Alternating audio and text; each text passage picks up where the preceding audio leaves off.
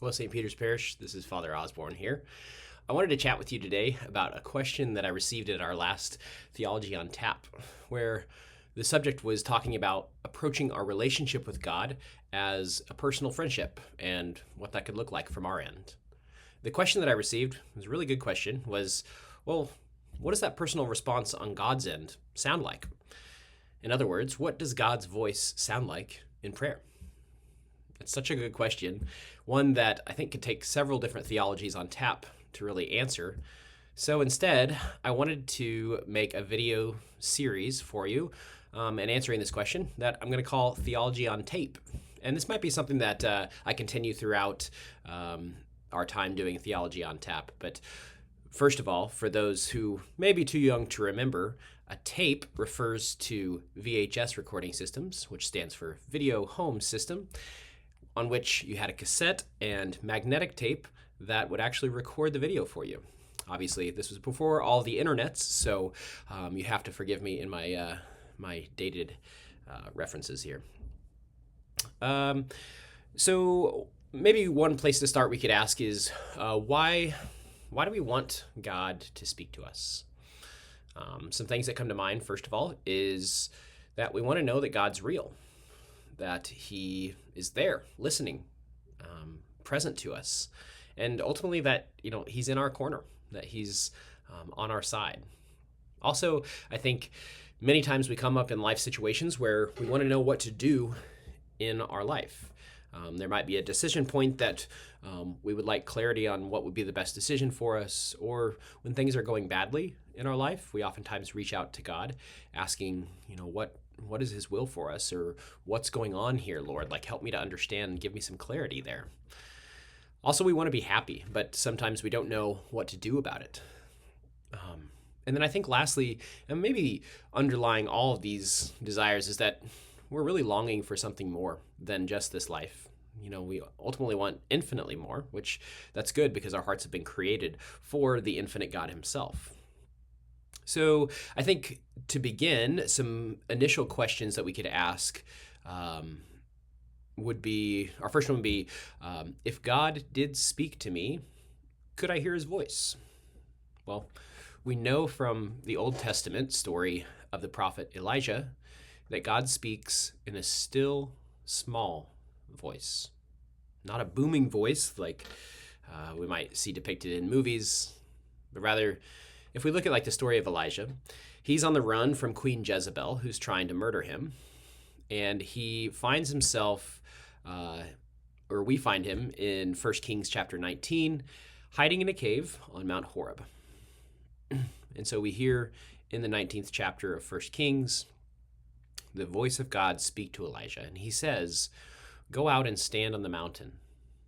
The Lord replied, "I want you to be there when I pass by." All at once, a strong wind shook the mountain and shattered the rocks, but the Lord was not in the wind. Next, there was an earthquake, but the Lord was not in the earthquake. Then there was a fire, but the Lord was not in the fire. Finally, there was a gentle breeze, and when Elijah heard it, he covered his face with his coat. He went out and stood at the entrance to the cave, and a voice asked, "Elijah, why are you here?"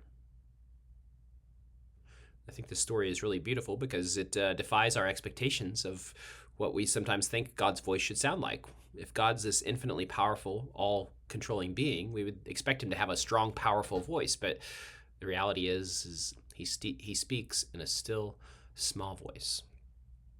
And if that's the case, then we can't expect to hear this still, small voice if our life is filled with noise and distraction and hurriedness. So what do we do about it? Well, I think one practical thing that we can do is making sure that we protect time to sit down and drop everything else that's vying for our attention. No technology, no one else around, just time alone with myself and with the Lord. You might be thinking, well, I don't have time to do that. I have all these other things in my life going on. But just to say that we make time for the things that we find most important to us. Also, I think it's important to look at the pace of our life.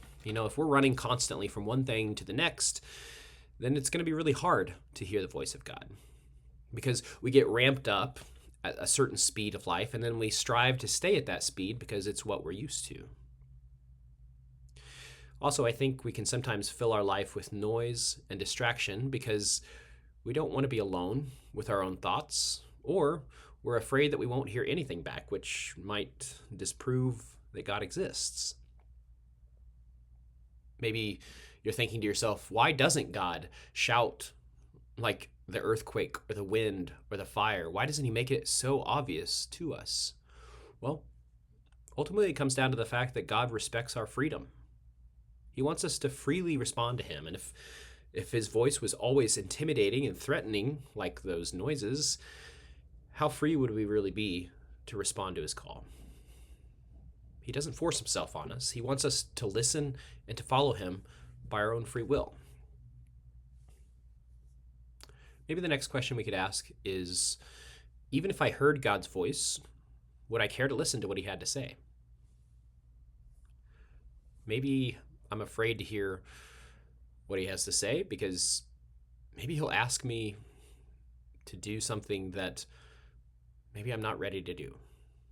Will I have to give control of my life over to him? Or once I hear him speak, am I bound to follow that? Or maybe I'm afraid that, like I said before, he'll be silent in response to me. I think one more thing that we can consider in preparing to hear the voice of God is, am I currently trying to follow God in how I live? If not, it's going to be harder for him to get our attention, precisely because what I said earlier, he respects our wishes, he doesn't impose himself on us, so that the more we desire to hear and listen to him, the easier it's going to be. But the less we want to hear, then the harder it's going to be to hear his voice. All right, in the next video, we'll begin to talk about how we can each personally hear God's voice through his holy scriptures.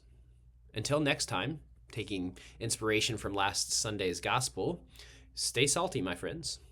God bless you.